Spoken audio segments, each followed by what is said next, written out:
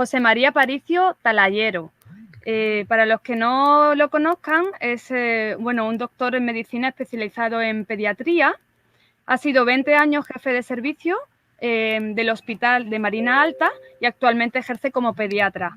Además, es miembro del Comité de Lactancia de la Asociación Española de Pediatría, defensor de la lactancia materna, director del Museo Virtual de Lactancia Materna Telasmos y padre de 3 hijos. Y alguna cosa me dejo por ahí, pero yo creo que es suficiente, ¿verdad, José María? Sí, que además soy abuelo de 3 nietos. Además, abuelo. Qué bien, qué maravilla. Pues te dejamos con tu presentación o prefieres que te hagamos estas 2 preguntitas que tenemos preparadas. Como queréis, si quieres empiezo a hablar y lo que veáis que no está resuelto me preguntáis. Voy a intentar ser breve porque tengo tendencia a enrollarme. Toda la vida he tenido tendencia a hablar demasiado, quizá, ¿sabes? Y así me ha ido. Vale, pues yo como soy la moderadora un poco, si ves que me paso de tiempo, 20 minutos, a las 6:30 te dejamos paso a él, ¿vale? De acuerdo. Yo me voy a poner aquí también. Muy bien. Vamos allá. Voy allá. Vale, voy a compartir pantalla. Voy a compartir pantalla y a ver dónde está mi pantalla. Esta, vale. Muy bien, pues a ver si estáis viendo esto. Bien, estáis viendo esta pantalla que pone coronavirus 2019. Voy a hablar sobre este coronavirus y los derechos de la infancia, ¿no? He de deciros que no tengo ningún conflicto de intereses, no pertenezco a ninguna asociación con ánimo de lucro ni sin ánimo de lucro, sí que pertenezco a asociaciones y que como médico creo en el principio hipocrático del primum non nocere, que es no hacer daño con lo que yo sé o con lo que yo hago con las personas a las que trato por culpa de ser médico, ¿no? Y que tengo una gran aversión por la iatrogenia, que precisamente es hacer daño con lo que yo puedo saber, ¿no? Y quiero hablar precisamente a propósito de esta pandemia que una grave iatrogenia, una forma de iatrogenia terrorífica de hacer daño a los demás es no actualizarse en conocimientos. Toda mi vida he trabajado con niños hospitalizados, con niños muy graves, con recién nacidos y eso me ha obligado a tener que estar al día de conocimientos, tener que estar leyendo continuamente. Entonces, en esta pandemia está habiendo un daño a la infancia precisamente por falta de actualizar conocimientos. En esta pandemia ha sido terrible para mí porque derechos que creíamos que estaban ya consolidados tanto de niños, de niñas, y derechos tan elementales como poder nacer en brazos de la madre, ser amamantados, ser abrazados, ser acompañados, jugar entre ellos, ir a la escuela, no tenerles miedo, que no les tengamos miedo a los niños. Y os pongo aquí un poco la bibliografía en la que me puedo basar, ¿no? Esta de no tener miedo la tengo que sacar del Evangelio porque no se me ha ocurrido algo mejor, ¿no? Y yo digo que no obliga a ninguno que sea creyente o no creyente, ¿no? Todos estos derechos han sido tremendamente conculcados durante esta pandemia del coronavirus. O sea que si me decís que si se ha tratado, me preguntéis que se ha tratado mal la infancia, se la ha tratado muy mal, se la está tratando muy, muy mal, ¿no? Vamos a ponernos en contexto un poco brevemente para saber qué es lo que tenemos en estos momentos. No estamos como nos están haciendo creer delante de un Walking Dead, de un muerto viviente, ni de un fantasma terrorífico. Estamos frente a un virus que ya pertenece a una familia que conocemos muy bien, la familia de coronavirus, y que hace años que nos acompañan varios familiares de este coronavirus provocando lo que se llama un catarro común. Los catarros de invierno que padecemos los provocan varios virus, los de la gripe A, el de la gripe B menos frecuentemente, muchos rinovirus, 4 coronavirus que conozcamos en este momento, y en este momento este es el 5º coronavirus que se ha incorporado, adenovirus y el virus respiratorio sincitial, que os tengo que decir que los pediatras lamentablemente le tenemos mucho miedo porque es el virus que causa la bronquiolitis y causa muchos problemas en niños muy pequeños, en lactantes muy pequeñitos. Las que seáis madres de niños pequeñitos quizá habéis tenido a vuestro hijo enfermo de bronquiolitis y sabéis el susto que da eso, ¿no? Que sabemos ya estos 4 tipos que conocíamos desde 1960 y que son la causa de 1/3 de los constipados de niños y adultos todos los inviernos. Todos estos coronavirus familiares de este actual tienen baja mortalidad y como otros virus respiratorios tienen las complicaciones que dan médicas y la mortalidad son mucho mayores en personas de edad avanzada y sobre todo en personas que tienen enfermedades crónicas como enfermedades respiratorias, cardiovasculares, renales, hepáticas, inmunológicas, diabetes, obesidad y el tabaquismo, que se intenta a veces ocultar que el tabaquismo es una fuente, es un factor de riesgo, ¿no? Desde el año 60 del siglo pasado se conocen estos 4 tipos. Esto es que no he pasado. Hemos tenido ya dos andanadas de coronavirus muy peligrosas que fueron en 2003 y en 2012. Hubo 2 cepas distintas de coronavirus que causaron unas enfermedades bastante graves y que afortunadamente eran muy poco contagiosos, de tal manera que fueron 2 epidemias que tuvieron una mortalidad alta, pero fueron muy limitadas geográficamente y temporalmente y hoy día han desaparecido. Es interesante saber que para estos 2 coronavirus familiares del actual coronavirus no se pudo fabricar una vacuna. Se intentó, pero fue imposible. Era una vacuna totalmente fallida, muy peligrosa incluso para a quien se la ponía, ¿no? Este nuevo coronavirus del año pasado, del 2019, procede, como todos sabemos, de China y es más contagioso que los 2 anteriores, pero tiene una baja mortalidad. La enfermedad ha venido a llamarse con términos anglosajones, lo cual me parece absurdo, pero bueno, es cómodo decir la COVID-19, que es la enfermedad del coronavirus del 2019. Y hay que saber, pues lo que hemos dicho, que las personas de edad avanzada y las que tienen enfermedades graves crónicas tienen mayor riesgo de presentar complicaciones. Este coronavirus se contagia, como prácticamente todos los virus respiratorios, unos días antes, durante todo el periodo de sintomatología y después del periodo que está con síntomas, ¿no? Es por vía aérea y, contrariamente a todas estas fotografías aterradoras que nos han estado enseñando de una persona que va paseando por la calle y exhala como unos humitos que son coronavirus ahí concentrados, pues no, parece que precisa un contacto, no porque te cruces, porque a veces yo lo veo como la gente se me descruza de la calle, o sea, se me va al otro lado de la calle y eso que aquí andamos ya todos con mascarillas, ¿no? Porque si no te multan, ¿no? Pues se van a otra parte por si acaso, ¿no? Entonces se precisa un contacto íntimo repetido para llegar a contagiarse. Como tantos virus, no hay tratamiento específico y no hay vacunas en este caso, ¿no?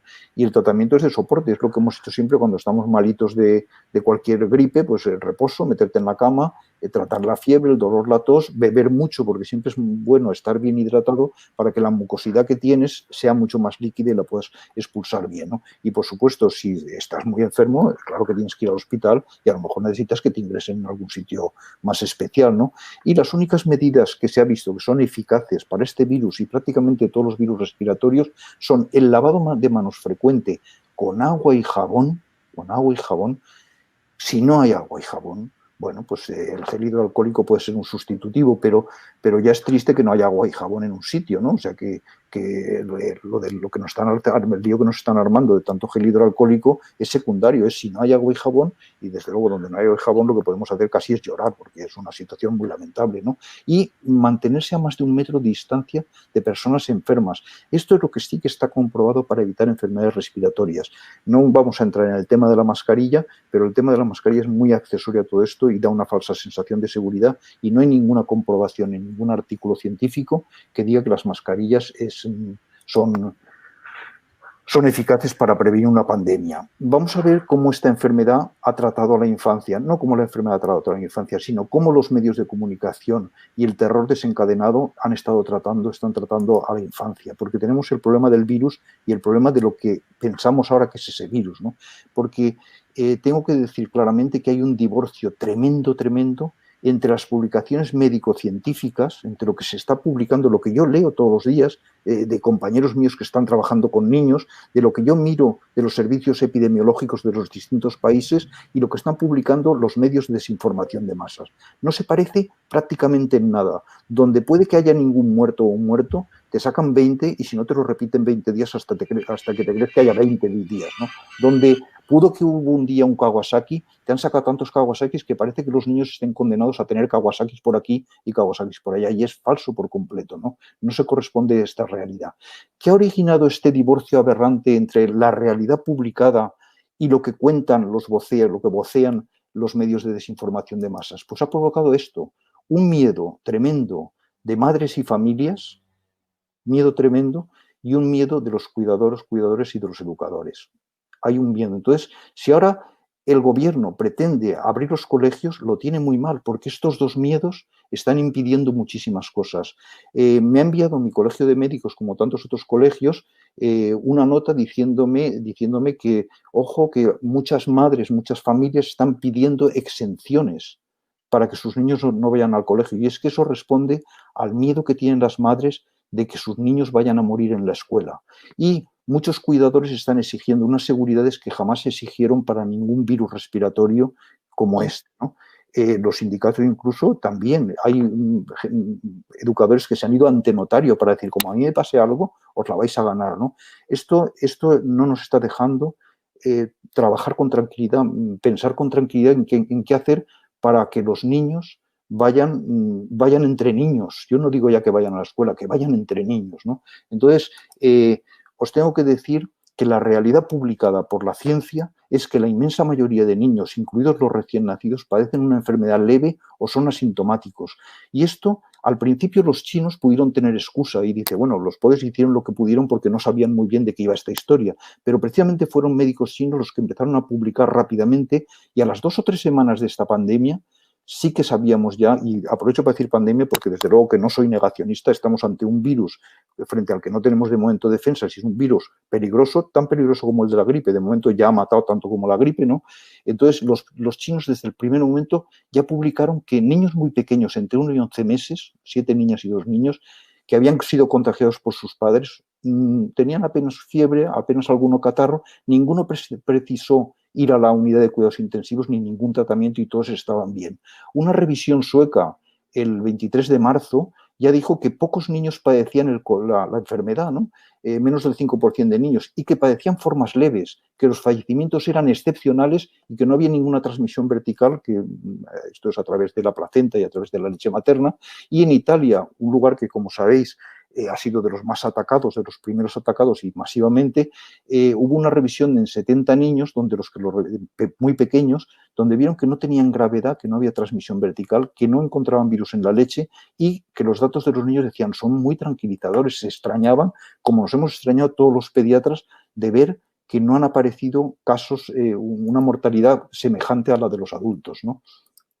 Por otra parte, además de que padecen una enfermedad leve, los niños se contagian con dificultad, tienen un sistema inmunitario que por un mecanismo que depende, no se sabe muy bien de qué depende, pero resulta que al final acaban contagiándose con mucha más dificultad que los adultos. Y esto lo sabemos desde hace mucho tiempo por una encuesta epidemiológica que hubo en Islandia, previa a la que hubo en España.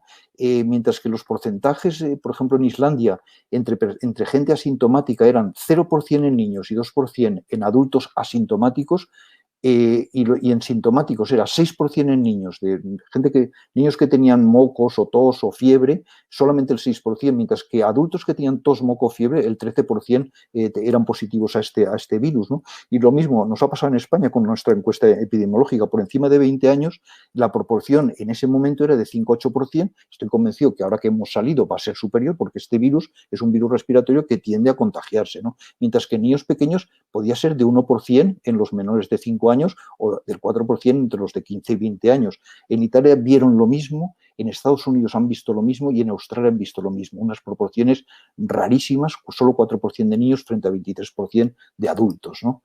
¿Qué vemos aquí? Pues que además tienen pocos síntomas y pocos síntomas graves. Esto es una estadística de Estados Unidos desde marzo hasta junio, donde se ve que adultos mayores de 65 años, la rayita marrón de arriba, por 100.000 habitantes van hospitalizándose cada vez más. Hay cifras de 300 por 100.000 habitantes, ¿no? Mientras que fijaros las dos rayitas de abajo, la moradita y la poco rojita, ¿no? Apenas se despegan del suelo, o sea que los niños apenas se contagian. Y luego, para poner en contexto esta pandemia, este virus, hay que decir que se estima que cada año la gripe normal, la gripe que conocemos todo, está provocando fallecimientos entre cerca de 300.000 y 650.000 anualmente, en todo el mundo. Este coronavirus, al ser un virus nuevo frente al que no teníamos ningún tipo de defensa conocida, no haber ninguna vacuna tampoco, pues de momento ya ha superado estas cifras. Por poco, pero las ha superado. O sea que sí que es un virus, digamos, peligroso porque no lo conocemos y, bueno, pues está pasando lo que está pasando, ¿no? Hay que saber que este virus causa nula o ínfima mortalidad en la infancia y en la juventud y en adultos jóvenes sanos, frente a todo lo que nos han estado contando. Hay que saber que la mortalidad infantil por esta enfermedad es similar a la de la gripe, es decir, los niños por gripe mueren un 0,01% hasta un 0,1%, que son cifras muy, muy pequeñas, ¿no? Hay que saber, por ejemplo, que la bronquiolitis causada por el virus respiratorio sincitial causa cifras muy superiores de mortalidad infantil. En el mundo mueren hasta 200.000 niños cada año por este virus respiratorio sincitial, por la bronquiolitis, ¿no? Mientras que se pueden contar con los dedos de varias manos los niños que han fallecido en todo el mundo por culpa de este coronavirus. Y, sin embargo, pues, nunca nos hemos confinado por gripe ni por bronquiolitis, ¿no? ¿Qué más os puedo comentar?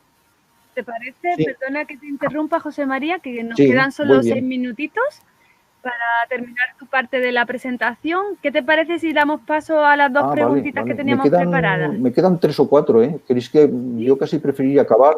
Porque acabo en un segundo. Vale. Acabo en un segundo, estaba aquí, me quedan lo que veis aquí, ¿no? Estupendo, vale. No estamos viendo la pantalla compartida que teníamos preparada, no sé cuál es el no estáis viendo, no estáis viendo la pantalla compartida. Qué lástima. No, qué lástima. Bueno, no, o sea que yo tan contento, tan feliz, pensaba que me estáis viendo a mí gesticular, ¿no? Gesticular como un loco. Sí. Bueno, pues sí, una lástima porque podéis tomar hasta fotos de estas pantallas, ¿sabes? O sea que no estáis viendo esta pantalla, ¿no? Bueno, qué pena, qué penita. Bueno, en fin, ¿qué le vamos a hacer?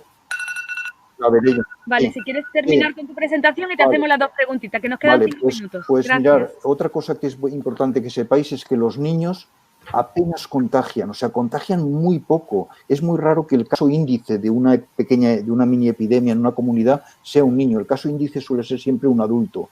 Y tenemos trabajos muy antiguos. En Francia, un niño de 9 años que no logró contagiar a 172 contactos que tuvo en 3 ámbitos educativos diferentes, ¿no?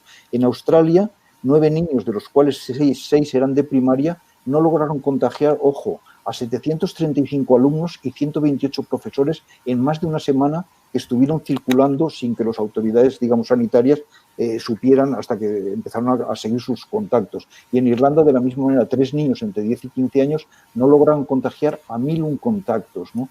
En general, hay trabajos publicados en revistas muy serias que dicen que el papel del cierre de escuelas en la evolución de la pandemia está muy en entredicho y que los efectos negativos del cierre de las escuelas no se pueden ser ignorados. Hay trabajos sobre lo que está pasando por haber cerrado las escuelas. Y en general hay un consenso de expertos, no en los medios de comunicación, lamentablemente, donde te dicen que la infancia es un estrato de la población que prácticamente no se contagia ni contagia a otros, que padece la enfermedad habitualmente de modo muy leve y que juega un papel muy poco relevante en la evolución de esta pandemia por COVID-19. Hay artículos en revistas de fama internacional, como es la revista Pediatrics, que es la revista de los pediatras de Estados Unidos, donde en agosto han sacado un artículo con un título súper relevante que dice COVID-19 transmisión ni niños. Los niños no tienen la culpa. Ese es el título en una revista pediátrica de un artículo, ¿no? Hay que saber que no tiene mucho mérito de haberlo sacado en agosto porque en mayo, el 13 de mayo, 20 presidentes de sociedades de pediatría francesas reclamaban ya el retorno de los niños a la escuela, ¿no? Hay que saber que en Australia se han hecho trabajos sobre los niños australianos y la escuela y se ha visto lo poco que se contagian entre ellos y lo poco que contagian y que no ha habido ningún caso en especial, ¿no? Y entonces me queda para acabar hacer una serie de preguntas. ¿Por qué se ha confinado a niñas y niños con todo esto que os acabo de decir? ¿Por qué se han cerrado las escuelas? ¿Por qué tanto miedo y tanta normativa y tan detallada o incongruente para retomar la escolarización? ¿A quién de verdad hay que proteger en la escuela, ¿no? Y esto es increíble, las normas, yo me he leído las normas que os han puesto para abrir las escuelas, ¿no? Las escuelas que hay en este momento son las escuelas de mis nietos, ¿no? Y son unas normas exhaustivamente detalladas, realmente paralizantes para guarderías y centros educativos. Por ejemplo, ¿qué tienen que ver las normas de las escuelas y qué normas con las normas para abrir los bares y los restaurantes? ¿Qué normas se han dictado para ir al restaurante, al bar o a la discoteca? ¿Cuántos espacios COVID se han definido en los restaurantes? ¿Cuántos referentes COVID se ha exigido que haya en una discoteca? ¿Cuántas tomas de temperatura y cuánto número de lavado de manos, ¿no? ¿Y dónde están ocurriendo los contagios? Los contagios están ocurriendo en la escuela, perdón, todo lo que está publicado dice que los contagios no ocurren en la escuela, ocurren en otros lugares. Ahí es donde habría que hacer normas detalladas en el trabajo, en los restaurantes. No soy anti-restaurante, ni anti-bar, ni anti-discoteca, aunque ya hace años que no voy, pero que pongan las normas en la discoteca, no en las escuelas, unas normas que dan miedo. Y vuelvo a repetir que hay un divorcio abrumador entre la ciencia, la realidad y los medios de comunicación. El miedo vende, la audiencia vale. Aterrorizar a la población es la peor manera de poder llegar a soluciones sensatas. Hay una enorme responsabilidad de los medios, hay una enorme responsabilidad de los gobiernos que han permitido este desafuero y hay una responsabilidad de la ciudadanía de decir, ¿qué está pasando? Nos organizamos y los dejamos tranquilos a ellos, y no se me ocurre mucha más, pero sí que es verdad que por improvisación, por miedo, por desconocimiento y falta de actualización de conocimientos podemos cometer muchísimos errores. ¿Por qué crees que la Asociación Española de Pediatría no sale a la defensa de los menores, sabiendo que se enferman poco, todo lo que has explicado, ¿no? Que son poco contagiosos, y evitarles un poco pues, todo este sufrimiento y pruebas innecesarias por todo lo que has expuesto, ¿no? ¿Qué opinas de esto? Sí, pues ha sido un poco lamentable, de verdad. O sea, lamentable porque soy pediatra y a mucho gusto, ¿no? Y entonces mi propia sociedad ha sido un freno paralizante inicialmente, ¿no? Poco a poco se han ido aviniendo a lo que todos los pediatras y médicos leemos. Son revistas donde pone lo que os acabo de contar. No hay otra cosa oculta, es decir, no hay trabajos que digan lo contrario a lo que yo he dicho, ¿no? Se ha publicado muchísimo y desde el primer momento hubo sociedades que reaccionaron favorablemente, decir, oye, la evidencia que tenemos, las pruebas que tenemos son estas.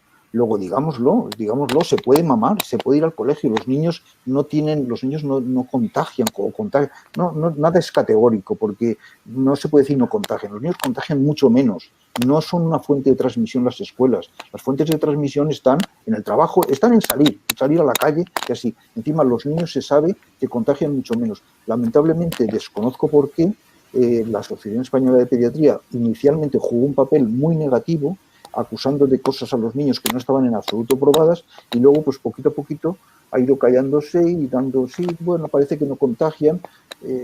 Muy lamentable, no sé por qué, no sé por qué, pero me sabe mal. Igual que tampoco sé muy bien por qué los medios de comunicación han estado masivamente diciendo verdaderas barbaridades y solamente en los últimos días ves una portada del Mundo, una portada del País diciendo, parece que no contagian tanto, ¿eh? Un poco como si hubieran recibido órdenes del gobierno y decir, oye, ir diciendo otra cosa, porque si no esto no acabamos, no acabamos, porque va a ser muy difícil abrir los colegios con la de miedo que hay, ¿no? Ya te digo, no lo sé, pero es así, es la realidad, que no se portó bien la Sociedad Española de Pediatría, y lo siento por ellos. Muchísimas gracias, José María, por la presentación.